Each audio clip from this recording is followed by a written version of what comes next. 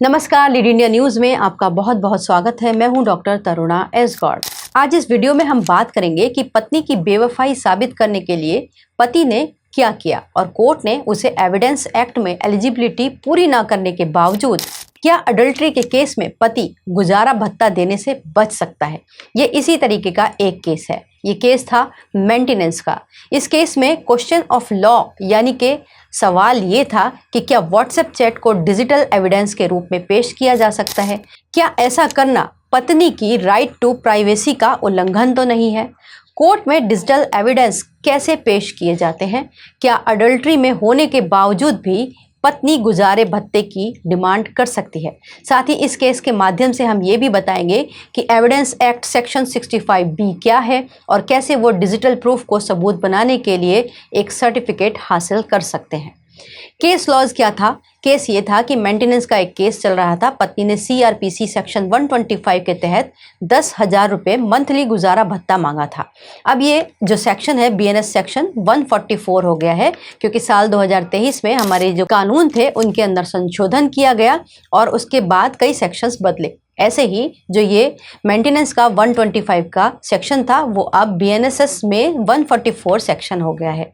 कानून बदल गया, नया नाम हो गया, लेकिन सेक्शंस वही हैं और प्रोविजंस अभी लगभग वैसे के वैसे ही हैं।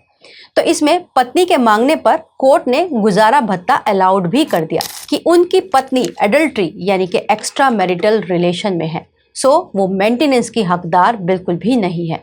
क्योंकि ये जो हमारा सेक्शन है मेंटेनेंस का 125 जो अब 144 है BNSS में, इसके मुताबिक अगर पति ये साबित कर दे कि उसने अपनी पत्नी को खुद नहीं छोड़ा, पत्नी बेवजह पति को छोड़कर चली गई है बिना किसी ठोस रीजन के, या फिर वो अडल्ट्री में शामिल है, तो पति अगर ये साबित कर देता है तो पत्नी का मेंटेनेंस का अधिकार छिन जाता है।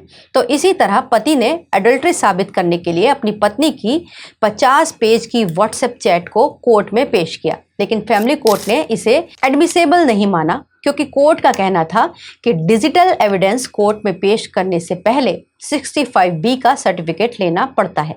उसी के बाद डिजिटल एविडेंस को एडमिसेबल माना जाता है। इसीलिए फैमिली कोर्ट ने इस सबूत को रिजेक्ट कर दिया और मेंटेनेंस देने का अपना आदेश जारी रखा। लेकिन इसके विरोध में पति ने इलाहाबाद हाई कोर्ट में याचिका दाखिल कर दी। यहाँ कोर्ट ने टर्निंग पॉइंट फैसला दिया। कोर्ट ने कहा कि रियल इशू अडल्ट्री है, जिसे ट्रायल कोर्ट ने यानी कि फैमिली कोर्ट ने कंसीडर नहीं किया। इलाहाबाद हाई कोर्ट ने खास बात ये कही कि फैमिली कोर्ट के मैटर अलग तरीके के होते हैं। कोर्ट ने यह भी कहा कि family courts are not strictly bound by evidence act, बल्कि कोर्ट फैमिली कोर्ट्स एक्ट 1984 के सेक्शन 14 पर निर्भर ज़्यादा करते हैं, जो ये कहता है कि ऐसे सबूत पर भरोसा कर सकते हैं जिससे कि इस तरीके के यानी पति पत्नी के विवाद के मामले में निर्णय लेने में सहायता मिलती हो। तो यहाँ डिजिटल सबूत ऐसे ही थे जो कि ये साबित करते थे कि पत्नी अडल्ट्री में है और ये साबित हो रहा था, लेकिन फैमिली कोर्ट ने इसे कंसीडर नहीं किया।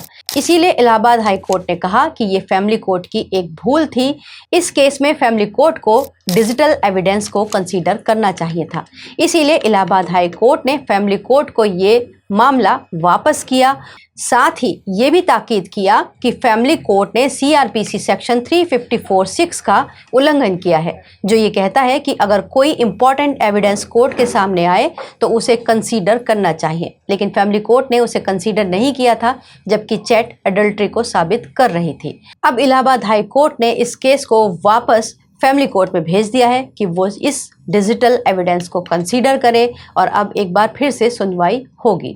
इस केस में एक नई लकीर खिंच गई कि फैमिली कोर्ट मैटर में ऐसे डिजिटल एविडेंस को बिना सर्टिफिकेट के भी मान्य किया जा सकता है, जो कि भारतीय साक्ष्य अधिनियम का एक विशेष अंग है। ये सर्टिफिकेट जो होता है 65B का, जब भी कभी हम डिजिटल एविडेंस कोर्ट में पेश करते हैं तो उसके पहले हमें ये सर्टिफिकेट लेना होता है, उसके बाद ही हम इन डिजिटल एविडेंस को कोर्ट में पेश कर पाते हैं। लेकिन अब इस केस को रेफर किया जा सकेगा इस तरीके के मामले में। वीडियो को लाइक करें, हमारे चैनल को सब्सक्राइब करें। हमारे वीडियो सबसे पहले देखने के लिए बेल आइकन प्रेस करना ना भूलें।